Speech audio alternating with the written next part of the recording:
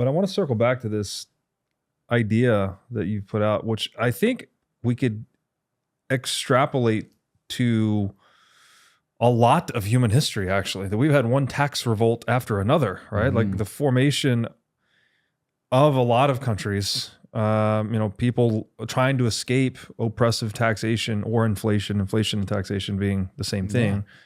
Inflation being another form of taxation, obviously, less explicit, but still nonetheless a confiscation of wealth. And you mentioned the Whiskey Rebellion. Obviously, the American Revolutionary War was really founded on a tax revolt, not only to escape, the tea tax is the famous one, but also just escaping the Bank of England, right? That people did not want to use that currency, right? They wanted to have their own currency on their own continent.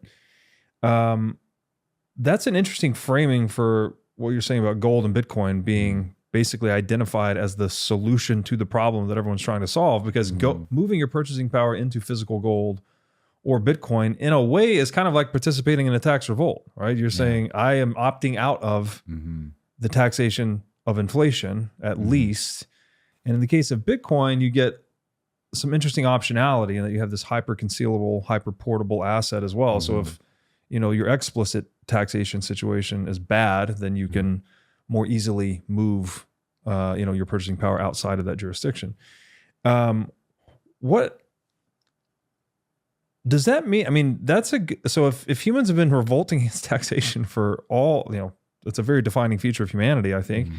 And now we have this, I'll focus on Bitcoin. Again, gold is sort of in this basket as well, but Bitcoin being this opt-out.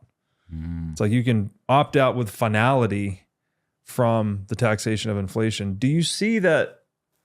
I mean, that sounds like a pretty good bull case for Bitcoin, that people are, this is what humans do, right? They revolt against taxation. We've been doing it forever. And now we have this very serious revolt. It's very easy in its execution, right? You're just swapping from dollars into Bitcoin. But then once you're in Bitcoin and you're in self-custody, then you're really out of the system in a fundamentally new way. Yeah.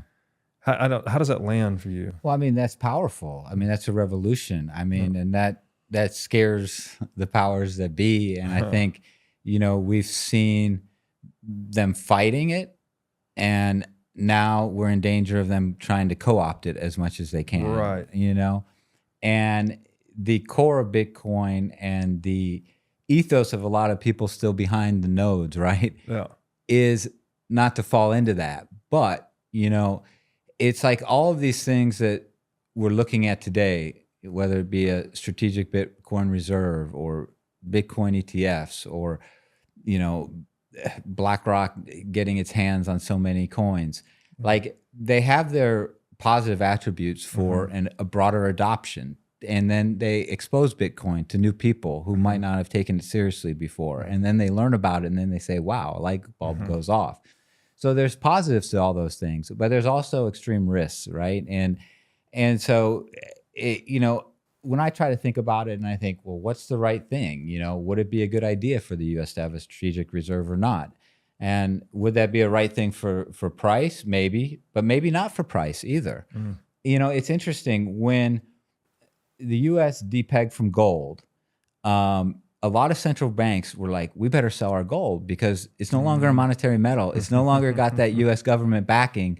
So we better get rid of it. The price is going to crash. Hilarious. Well, it went from $35 to $800 in about 10 years when the government stopped being, holding it as an official backer of the currency. Yeah. So I think actually in the long run, I think the less that Bitcoin becomes like official or government sanctioned, the better it is, not only for the ethos of Bitcoin, but actually for the price, right? And ultimately, people will get to that point. Well, they'll start thinking of things in Bitcoin, and that will be, the way that it goes. And the dollar will just be seen as like, you don't hold anything in dollars. Like a dollar is like just buy it to spend it. Maybe it's a unit of a unit account or just something to price something in, for a transactional basis.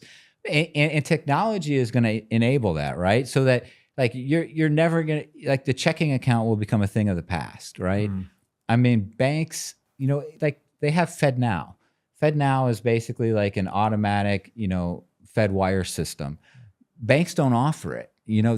Banks want that money control, that ACH 3-day process. They want all of that, and they don't want that instantaneous transfer of funds because they need that capital kind of floating around in the banking system so that they can have that to do their loans and their fractional reserve banking, which feeds the inflation, and it's the way the commercial banking system prints money.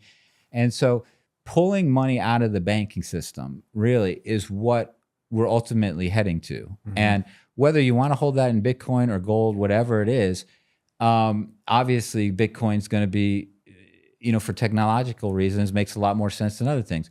For other circumstances, there might be people who favor a gold. That you could say, look, sometimes I like to transfer large amounts. I don't even want it on a public ledger. I don't, there are attributes to gold that, have benefits for certain groups, and including states, right? Certain states might not want a public ledger, right?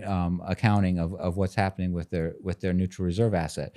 So there are different aspects to both of those, but at the end of the day, it's that neutral store of value that is solving that problem that is right now creeping into our society, into our retirement schemes, into our national government funding, into everything. And it's the only thing that actually does it for the individual. And it is a revolution, and it is a taxation revolt. Again, it's another revolt against the oppression, this time of the inflation tax. Yeah.